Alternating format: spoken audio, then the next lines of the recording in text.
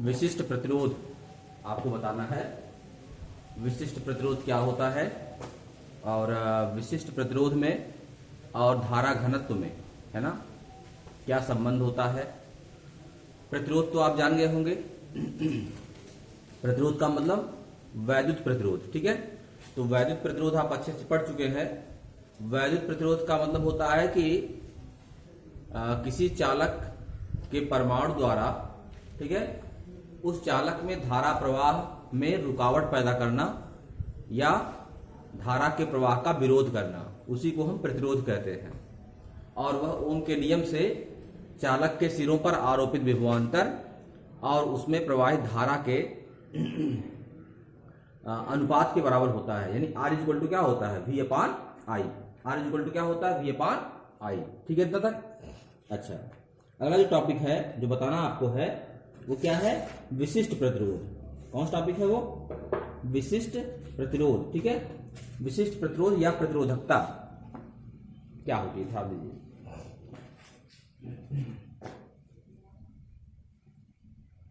विशिष्ट प्रतिरोध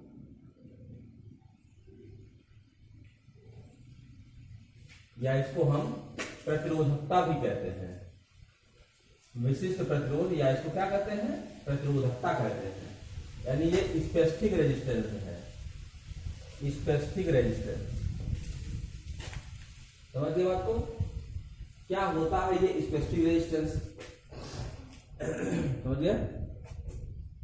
देखिए, किसी भी चालक के सिरों पर अगर विभवांतर आरोपित कर दिया जाए, ठीक है, तो चालक के भीतर उत्पन्न होने वाले वैद्युत क्षेत्र, चालक के भीतर उत्पन्न होने वाले वैद्युत क्षेत्र और धारा घनत्व, धारा समझ रहे ना, प्रति एकांक क्षेत्रफल से बहने वाली अभिलंबोत धारा को क्या कहते हैं, धारा घनत्व कहते हैं।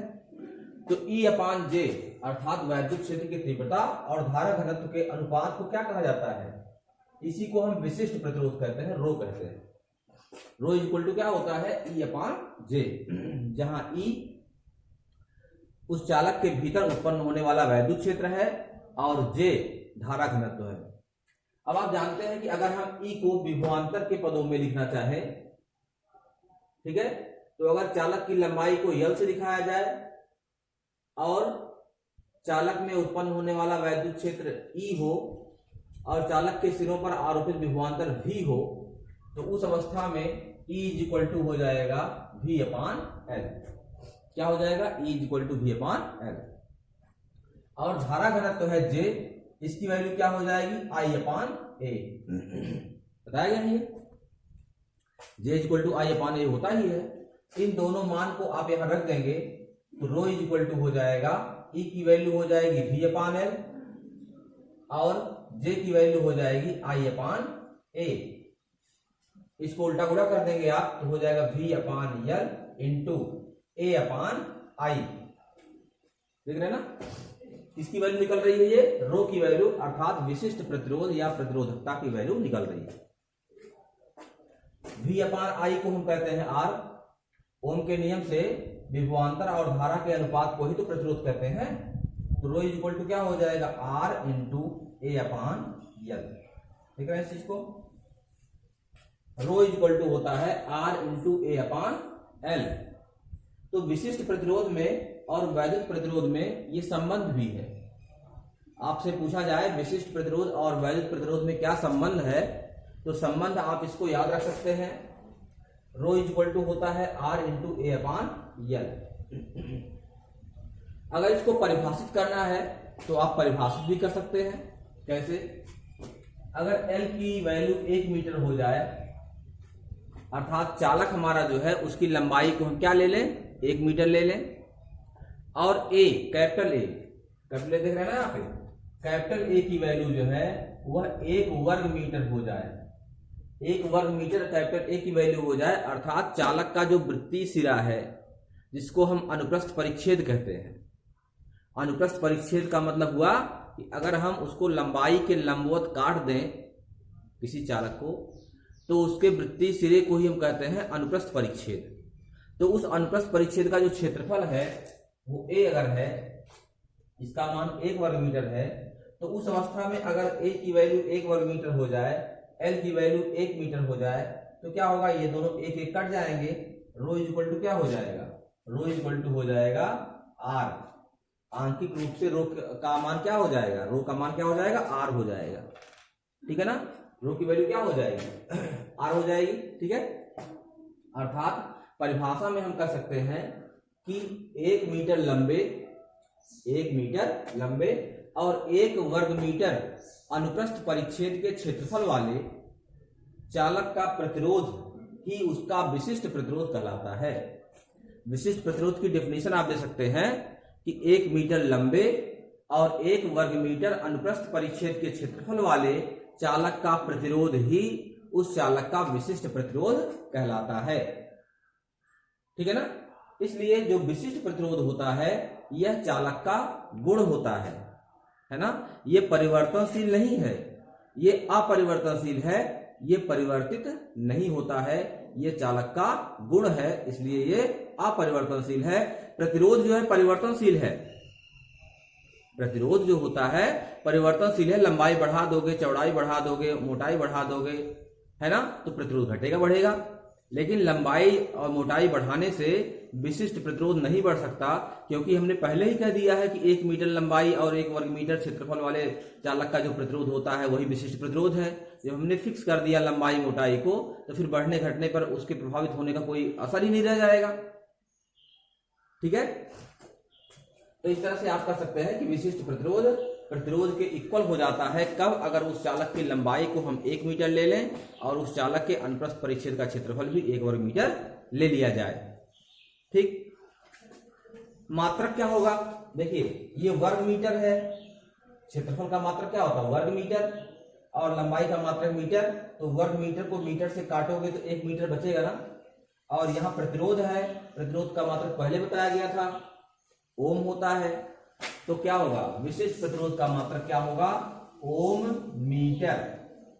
विशिष्ट प्रतिरोध का मात्रक ओम मीटर या विशिष्ट प्रतिरोध का मात्रक ओम सेंटीमीटर, दोनों मात्रक होते हैं। ओम मीटर आप कर सकते हैं, ओम सेंटीमीटर भी कर सकते हैं।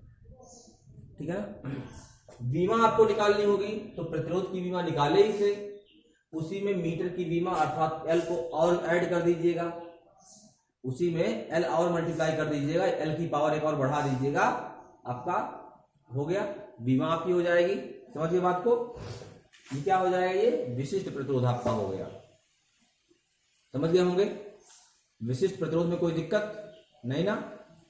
विशिष्ट प्रतिरोध का फार्मूला भी कल एक निकला हुआ था, देखिए रो इक्वल टू एम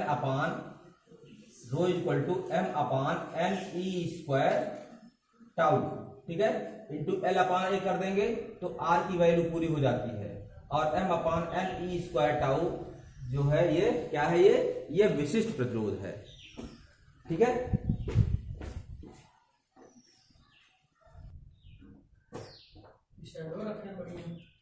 विशिष्ट प्रतिरोध के व्युत्क्रम को क्या कहते हैं, विशिष्ट चालकता कहते हैं। जैसे वैद्युत प्रतिरोध के व्युत्क्रम को आपको बताया गया था कल कि वैद्युत प्रतिरोध के व्युत्क्रम को क्या कहते हैं, वैद्युत चालकता कहते हैं। वैसे ही विशिष्ट प्रतिरोध के व्युत्क्रम को विशिष्ट चालकता कहते हैं, और इसको दिखाते किससे हैं, सिग्मा से। ये सिग्मा संकेत आप देख रहे हैं ना, सिग्मा जो है यह विशिष्ट चालकता को शो करता है, और सीधे यह वैद्युत प्रतिरोध के विशिष्ट प्रतिरोध के व्युत्क्रम के बराबर होता है। सिग्मा इक्वल टू हो जाएगा 1/ρ। ठीक है, तो विशिष्ट चालकता पूछी जाए आपसे, तो विशिष्ट प्रतिरोध के व्युत्क्रम को विशिष्ट चालकता और वैद्युत प्रतिरोध के व्युत्क्रम को वैद्युत चालकता कहते हैं। अब रो जो होता है, रो की वैल्यू देखो यहां लिखी गई ना, E/J, तो रो की वैल्यू यहां पर E/J कर दीजिए, तो सिग्मा इक्वल टू हो जाएगा E/J, यहां करोगे जी चला जाएगा ऊपर, J/E हो जाएगा। ठीक है, रो की वैल्यू क्या हो जाएगी, E/J है, जब यहां आप नीचे रखेंगे उल्टा करेंगे तो क्या हो जाएगा, J/E हो जाएगा। तिरछा गुणा करेंगे आप तो J इक्वल टू हो जाएगा सिग्मा E, क्या हो जाएगा यहाँ पे सिग्मा E। इसमें इन तीनों में धारा घनत्व जो है वह भी सदिश राशि है, वैद्युत क्षेत्र की तीव्रता वह भी सदिश राशि है, लेकिन जो विशिष्ट चालकता है ये अदिश राशि है। प्रतिरोध भी अदिश राशि है, विशिष्ट प्रतिरोध भी अदिश राशि है, वैद्युत चालकता भी अदिश राशि है और विशिष्ट चालकता भी अदिश राशि, ये सब अदिश राशि है। तो ये अदिश राशि है और ये दोनों सदिश राशि है। अगर इसको आप वेक्टर रूप में लिखना चाहें तो ऐसे कर सकते हैं, vector J is equal to sigma, ठीक है ना, इंटू वेक्टर E, ऐसे सिग्मा इंटू वेक्टर E या सिग्मा E ऐसे कर सकते हैं, डॉट भी यहाँ कर सकते हैं क्योंकि एक अदिश राशि एक सदिश राशि है तो इनका गुणनफल तो हमेशा एक कांस्टेंट माना जाता है। तो J equal to sigma E, ये आपका फार्मूला पूछा जाता है कि वैद्युत क्षेत्र की तीव्रता में और धारा घनत्व में क्या संबंध है, या विशिष्ट चालकता में और धारा घनत्व में क्या संबंध है। ठीक है, तो आप जान जाइएगा कि धारा घनत्व बराबर विशिष्ट चालकता गुणे वैद्युत क्षेत्र की तीव्रता। क्या हो जाएगा, वैद्युत क्षेत्र की तीव्रता। ठीक है, ये आपका संबंध आपको याद होना चाहिए। J इक्वल टू क्या होता है, J इक्वल टू होता है सिग्मा E, ठीक है ना। J इक्वल टू क्या होता है, सिग्मा E, धारा घनत्व इक्वल टू विशिष्ट चालकता गुणे वैद्युत क्षेत्र की तीव्रता। चलिए अब इसके बाद आपको बताते हैं, जितना बताएं उतना नोट्स आप बना लिया करिए। अगर पेंडिंग काम छोड़ेंगे तो फिर पढ़ाने का कोई मतलब नहीं है। और मैं देख रहा हूं कि वीडियो जो है बहुत कम लोग वॉच करते हैं, बहुत कम लोग देखते हैं। 2 दिन 3 दिन बीत जाता है, किसी में जो है वो 30 व्यू, किसी में 20 व्यू, किसी में 32 व्यू, इतने ही लोग देखते हैं। ठीक है, तो नहीं देखेंगे आप तो मेरे वीडियो बनाने का, कोर्स पढ़ाने का क्या मतलब रह जाएगा। ठीक है ना, तो केवल पढ़ाने से यही मतलब है। एग्जाम का टाइम तो फिक्स है पहले से, एग्जाम टाइम तो आप जान रहे हैं पहले से फिक्स है, उसमें परिवर्तन होना नहीं है। 18 फरवरी से एग्जाम है तो एग्जाम का टाइम तो पहले से फिक्स है। लेकिन आप जो है जब वीडियो नहीं वॉच करेंगे, देखिए वीडियो आप यूट्यूब पर तो वीडियो की भरमार है, समझ रहे हैं, यूट्यूब पर वीडियो की भरमार है, लेकिन मैं आपके लेवल से पढ़ाऊंगा क्योंकि मैं आपका स्तर समझ रहा हूं ना, मैं आपका स्तर जान रहा हूं। और जो लोग पढ़ाते हैं ठीक है, वो सारी चीजें बताएंगे आपको, लेकिन मैं जो बताऊंगा आपको बेस से शुरू करूंगा, इसलिए उसको भी सुनिए, उसको सुनने की कोई मनाही नहीं है। जितना ही अध्ययन करेंगे आप उतना ही आपके लिए यूजफुल होगा। लेकिन इस वीडियो को आप जरूर वॉच करिए, जो आपके लिए लाभदायक है। मेरे ऊपर कोई फर्क नहीं पड़ना है, लेकिन आपका नुकसान होगा अगर आप नहीं देखते हैं तो। बहरहाल ठीक है, प्रतिरोध की ताप पर निर्भरता, प्रतिरोध की ताप पर निर्भरता, प्रतिरोध की ताप पर निर्भरता।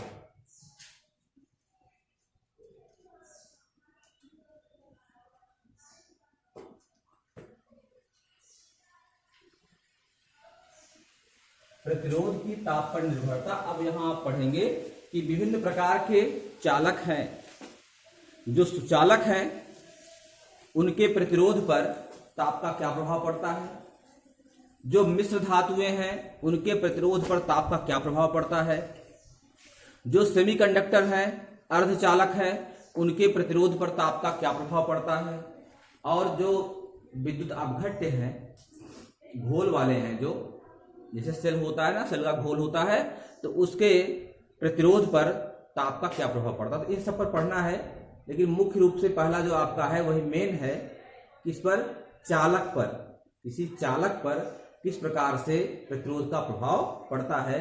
तो धातुओं की, धातुएं चालक होती हैं, धातुओं की चालकता पर या धातुओं के प्रतिरोध पर कह लीजिए, चालकता पर ताप का प्रभाव, ताप का ध्यान दीजिएगा, धातुओं की चालकता पर ताप का प्रभाव, मतलब ताप बढ़ाने पर प्रतिरोध में क्या चेंजेस होते हैं वो आपको ध्यान देने हैं। ताप बढ़ाने पर प्रतिरोध किस प्रकार से परिवर्तित हो जाता है, ये आपको ध्यान देना है। चलिए, प्रतिरोध का एक formula R is equal to m/n² tau into L/A ये लिखा गया था, याद है? ठीक है, तो ताप बढ़ाने पर क्या असर आएगा वो देखिए ताप बढ़ाने पर तो लंबाई बढ़ जाएगी, क्षेत्रफल में कमी आ जाएगी, लेकिन हम ताप को इतना नहीं बढ़ा रहे हैं कि चालक के भौतिक आकार में परिवर्तन हो जा रहा है। हमको अध्ययन करना है कि उसके अंदर जो रुकावट है, प्रतिरोध है, वो बढ़ता है घटता है। तो लंबाई बढ़ा देंगे, मोटाई बढ़ा देंगे, तब आप कैसे अध्ययन कर पाएंगे? ठीक है ना? तो हम चालक के ताप को इतना ही बढ़ा रहे हैं कि चालक की लंबाई में और उसके अनुप्रस्थ परिच्छेद के क्षेत्रफल में कोई अंतर नहीं आ रहा है। तो यहां पर आप ध्यान दीजिएगा, m क्या है? चालक का, चालक में जो मुक्त इलेक्ट्रॉन आपके हैं उनका द्रव्यमान है। ये तो स्थिर होता है, अपरिवर्तनशील है। स्मॉल ई ये अपरिवर्तनशील है, समझ रहे बात को? ये अपरिवर्तनशील है, समझ गए बात को? बचा क्या इसमें? बचा इसमें r प्रपोर्शन किसके हुआ? n के और टाउ के, श्रांतिकाल के और n के। n का मान क्या होता है? बढ़ेगा, ठीक है, लेकिन कम बढ़ेगा। ताप अगर थोड़ा बढ़ाएंगे तो जो भी बढ़ेगा n के मान में मुक्त इलेक्ट्रॉन चालक में पहले से बहुत ज्यादा रहते हैं। चालक में मुक्त इलेक्ट्रॉनों की संख्या में बहुत परिवर्तन नहीं आता, क्योंकि चालक में मुक्त इलेक्ट्रॉन पहले से बहुत ज्यादा रहते हैं। अर्धचालकों में यह घटना होती है कि अर्धचालकों में क्या होता है कि चालक में मुक्त इलेक्ट्रॉन ज्यादा नहीं रहते, लेकिन जैसे ही आप ताप बढ़ाते हैं तो ज्यादा इलेक्ट्रॉन मुक्त हो जाते हैं, क्योंकि जो चालक होता है वो इस प्रकार से बना होता है कि तापों के बढ़ने से वो टूटना शुरू हो जाते हैं। और सुचालक में तो पहले से उपलब्ध मुक्त इलेक्ट्रॉन की संख्या बहुत ज्यादा होती है, इसलिए मुक्त इलेक्ट्रॉनों की संख्या पर भी बहुत ज्यादा असर नहीं पड़ता। लेकिन सबसे ज्यादा असर किस पर पड़ेगा? टाउ पर, श्रांतिकाल पे। जैसे ही आप ताप बढ़ाएंगे तो जो अंदर इलेक्ट्रॉन मूव कर रहे थे, मुक्त इलेक्ट्रॉन, वो मुक्त इलेक्ट्रॉन जो अंदर घूम रहे थे, उन इलेक्ट्रॉनों का में टक्कर जो है वो जल्दी हो जाएगी। टक्कर जल्दी होगी तो क्या होगा? श्रांतिकाल घट जाएगा, समझ रहे हैं? इसका मतलब R जो है वो इनवर्सली प्रोपोर्शनल है 1/टाउ के। R इनवर्सली प्रोपोर्शनल यानी व्युत्क्रमानुपाती है किसके? 1/टाउ के। टाउ क्या है? श्रांतिकाल है, और इसी को हम ऐसे लिख दे रहे हैं 1/टाउ क्या है? समय है। समय कौन सा है? ये दो टक्करों के बीच का समय है। अभी एक टक्कर हो रही है, एक टक्कर कुछ देर बाद हो रही है, तो दो टक्करों के बीच का ये समय है। तो समय इक्वल टू क्या होता है? दूरी बटे 4। दूरी क्या हुई यहाँ पे? दो टक्करों के बीच चली गई जो औसत दूरी है, उसी को तो आप कहते हैं माध्यमुक्त पथ। क्या कहते हैं? माध्यमुक्त पथ। तो क्या हो जाएगा? टाउ जगह लिख रहे हैं, श्रांतिकाल है, समय बराबर दूरी बटे 4 होता है, तो टाउ जगह हो जाएगा λ/वेग। तो औसत वर्ग माध्य मूल वेग इलेक्ट्रॉनों का होगा Vrms। ये ऊपर चला जाएगा तो हो जाएगा Vrms डिवाइड बाई लैम्डा। तो जो प्रतिरोध हमारा है वह Vrms और लैम्डा दोनों के अनुपात के अनुक्रमानुपाती होता है। अब अगर वेग बढ़ेगा तो प्रतिरोध बढ़ेगा। जाहिर सी बात है कि अगर ताप बढ़ा देंगे आप किसी धातु का या किसी चालक का, तो उस चालक में मुक्त इलेक्ट्रॉन आपके घूम रहे थे, उनका वेग बढ़ेगा ही ताप बढ़ने पर। इसलिए वेग बढ़ेगा तो ताप क्या होगा? बढ़ेगा। और जब टक्कर जल्दी जल्दी होगी तो क्या होगा? श्रांतिकाल जो है माध्यमुक्त पथ की लंबाई क्या होगी? कम हो जाएगी, क्योंकि जब टक्कर जल्दी हो जाएगी तो दो टक्करों के बीच चली गई जो औसत दूरी है, उसी को तो आप कहते हैं माध्यमुक्त पथ। तो दो टक्करों के बीच चली गई औसत दूरी घटेगी, तो लैम्डा का मान घटेगा तो भी ये बढ़ेगा। तो वेग बढ़ेगा तब भी ये बढ़ेगा, और लैम्डा घटेगा तब भी ये बढ़ेगा। इसका मतलब अल्टीमेटली R तो बढ़ना ही है। प्रतिरोध क्या होगा? प्रतिरोध बढ़ेगा। क्या होगा? प्रतिरोध बढ़ेगा। तो आप एक चीज नोट कर लीजिए यहाँ पे कि जो धातु होते हैं, उन धातुओं की जो प्रतिरोधकता होती है वह ताप बढ़ाने पर बढ़ती है। क्या होता है? ताप बढ़ाने पर बढ़ती है। तो धातुओं की प्रतिरोधकता ताप बढ़ाने पर बढ़ती है। पहला क्लियर हो गया बात? अच्छा, ध्यान दीजिएगा यहाँ पे, इतना नोट आप कर लीजिएगा। धातुओं की प्रतिरोधकता ताप बढ़ाने पर बढ़ती है। मान लीजिए 0 डिग्री सेल्सियस पर प्रतिरोध जो है वो R0 है। तापमान बढ़ाने पर बढ़ेगा प्रतिरोध, तो 0 डिग्री सेल्सियस पर प्रतिरोध कितना है, R0 है। और T डिग्री सेल्सियस पर प्रतिरोध कितना है, RT है। T डिग्री सेल्सियस पर प्रतिरोध RT है और 0 डिग्री सेल्सियस पर प्रतिरोध कितना है, 0 डिग्री सेल्सियस पर प्रतिरोध R0 है और T डिग्री सेल्सियस पर कितना है, RT है। तो तापमान में हमने कितनी बढ़ोतरी किया, T बढ़ोतरी किया, तो प्रतिरोध कितना बढ़ा, RT माइनस R0, ये बढ़ा प्रतिरोध आपका। समझिए बात को, ये प्रतिरोध आपका बढ़ा।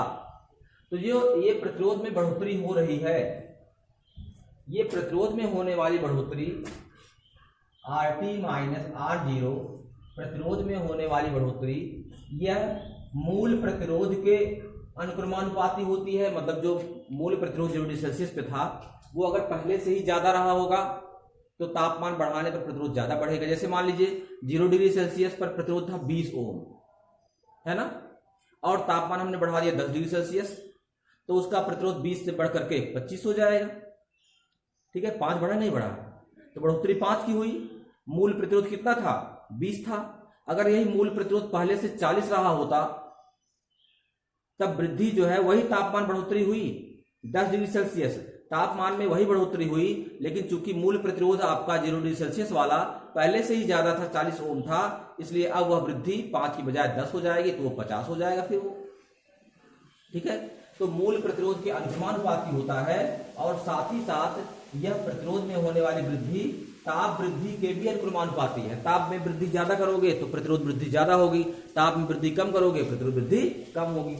तो कहने का मतलब RT minus R0 proportional to क्या होगा, R0 इंटू T हो जाएगा, या RT minus R0 is equal to, यहां लगाओगे जब तो यहां पर एक अनुक्रमानुपात का चिन्ह मिलेगा अल्फा, वो भी ऐसे ही चिन्ह बनता है उसका, अल्फा हो जाएगा इंटू R0 हो जाएगा और इंटू T हो जाएगा। देख रहे हैं इस चीज को, कोई दिक्कत? अब यहाँ पे अल्फा क्या है, अल्फा को हम कहते हैं प्रतिरोध ताप गुणांक। क्या बोलते हैं इसको, अल्फा की वैल्यू क्या हो जाएगी, RT माइनस R0 को ऊपर करिए और R0 इंटू T को लाइए नीचे, तो RT माइनस R0 बटे R0 इंटू T। इस अल्फा को हम कहते हैं प्रतिरोध ताप गुणांक। क्या होता है, प्रतिरोध ताप गुणांक। अल्फा क्या है, प्रतिरोध ताप गुणांक है अल्फा। इसको परिभाषित करना अगर हो आपको, अल्फा को या प्रतिरोध ताप गुणांक को परिभाषित करना हो तो कर सकते हैं। अगर R0 का मान 1 ओम हो जाए और T की वैल्यू हो जाए 1 डिग्री सेल्सियस, R0 का मान 1 ओम हो जाए और T की वैल्यू हो जाए 1 डिग्री सेल्सियस, तब क्या होगा कि अल्फा जो है वो बराबर हो जाएगा RT माइनस R0 के। इसका मतलब कि 1 ओम, अगर 0 डिग्री सेल्सियस पर किसी चालक का मूल प्रतिरोध 1 ओम हो और उसका ताप बढ़ाएं हम 1 डिग्री सेल्सियस, तो उस समय जो वृद्धि होती है प्रतिरोध में उसी को हम क्या कहते हैं, प्रतिरोध ताप गुणांक। ठीक है ना, तो कहने का मतलब ये हुआ किसी भी चालक का प्रतिरोध ताप गुणांक उसके प्रतिरोध में होने वाली वृद्धि के बराबर होता है, जबकि चालक का प्रतिरोध 1 ओम हो, 1 डिग्री सेल्सियस पर चालक का प्रतिरोध 1 ओम हो। ठीक है, 1 डिग्री सेल्सियस पर चालक का प्रतिरोध क्या हो, 1 ओम हो, तो क्या हो जाएगा ये, इसी को हम कहेंगे प्रतिरोध ताप गुणांक अल्फा। क्लियर होगी बात, अल्फा हो जाएगा ये। ठीक है, क्या हो जाएगा ये अल्फा हो जाएगा। RT इज इक्वल टू ताप में जो वृद्धि आपकी हो रही है, ताप में जो वृद्धि हो रही है RT, ठीक है, ताप में जो, माफ कीजिएगा, T डिग्री सेंटीग्रेड पर जो ताप आपका हो रहा है RT, ठीक है, इसकी वैल्यू अगर निकालना आपको हो तो मूल प्रतिरोध है R0, समझ गए बात को, मूल प्रतिरोध क्या है R0, और 1 डिग्री सेल्सियस की वृद्धि आप करेंगे अगर, तो प्रतिरोध में 1/273 की वृद्धि हो जाती है। कितने प्रयोग से निकाला गया है, प्रयोग द्वारा निकाला गया है कि 1/273 की वृद्धि हो जाती है प्रतिरोध में, मतलब मूल प्रतिरोध था R0, तो R0 का 1/273 गुना बढ़ जाता है। इसको गुणा करो, यही तो आएगा R0 प्लस R0 गुणे 1/273, अर्थात मूल प्रतिरोध उसका 1/273 गुना बढ़ जाता है 1 डिग्री सेल्सियस पर। और अगर T डिग्री सेल्सियस है तो इसी में T से मल्टीप्लाई कर दो, अर्थात यहाँ T कर दिया हमने, ये वृद्धि हो जाती है। ये प्रयोग से निकाला गया है। या RT इज इक्वल टू हो जाएगा R0, यहां मल्टीप्लाई जब करोगे तो हो जाएगा 273 प्लस T अपान 273, समझ गए बात को। या RT इज इक्वल टू हो जाएगा R0, 273 प्लस T को हम क्या कहेंगे, कैपिटल T कहेंगे, मतलब परम ताप। परम ताप निकालना होता है तो आप क्या करते हैं कि सेल्सियस वाले तापमान में 273 को ऐड कर देते हो, तो हो जाएगा T अपान 273। तो यहां सीधे आप कर सकते हैं कि RT प्रोपोर्शनल टू T, सीधे कर लीजिए RT प्रोपोर्शनल टू T होगा, अर्थात जो प्रतिरोध आपका है बढ़ने वाला वो परम ताप के अनुक्रमानुपाती होता है। किसके अनुक्रमानुपाती होता है, परम ताप के अनुक्रमानुपाती होता है। समझ गया बात यहां से।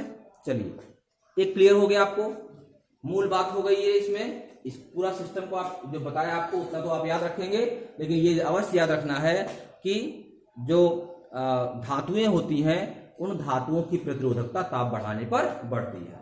दूसरी चीज में आइए कि जो मिश्र धातुएं होती हैं, कौन सी धातुएं होती हैं, मिश्र धातुएं। तो जो मिश्र धातुएं होती हैं उनमें क्या होता है, दो धातुओं का मिश्रण ही मिश्र धातु होती है। उसमें भी धातुएं ही होती हैं, उसमें धातुएं ही होती हैं, लेकिन दो धातुओं का मिश्रण होता है तो उनका भी प्रतिरोध ताप बढ़ाने पर क्या होता है, बढ़ता है। तो मिश्र धातुओं का भी प्रतिरोध ताप बढ़ाने पर बढ़ता है, अर्थात मिश्र धातुओं की प्रतिरोधकता ताप बढ़ाने पर बढ़ती है, लेकिन ठीक है उसका मान उस अनुपात में नहीं बढ़ पाता जितना कि धातुओं में बढ़ता है। अर्थात धातुओं में वृद्धि ज्यादा होती है और मिश्र धातुओं में वृद्धि कम होती है। बात क्लियर हो गई। तीसरा आ जाइए, अर्धचालकों में कुछ अर्धचालक हमारे हैं, जैसे जर्मेनियम है, सिलिकॉन है, कार्बन है, इसको अर्धचालक कहते हैं। अर्धचालक जो है वो होते हैं वो सामान्य ताप पर अचालक की भांति व्यवहार करते हैं, इंसुलेटर की तरह काम करते हैं या बैड कंडक्टर की तरह काम करते हैं सामान्य ताप पर। लेकिन जैसे ही उनका ताप आप बढ़ाएंगे वैसे ही ताप बढ़ाने पर उनमें जो मुक्त इलेक्ट्रॉन है वो इतने ज्यादा मात्रा में उत्पन्न हो जाते हैं कि वही आपके जो अचालक हैं वो चालक की भांति या सुचालक की भांति व्यवहार करना प्रारंभ कर देते हैं। तो जो अर्धचालक होते हैं वह सामान्य ताप पर तो कुचालक होते हैं, लेकिन एक निश्चित तापमान आप बढ़ा देंगे तो वह सुचालक की भांति व्यवहार करना प्रारंभ कर देंगे।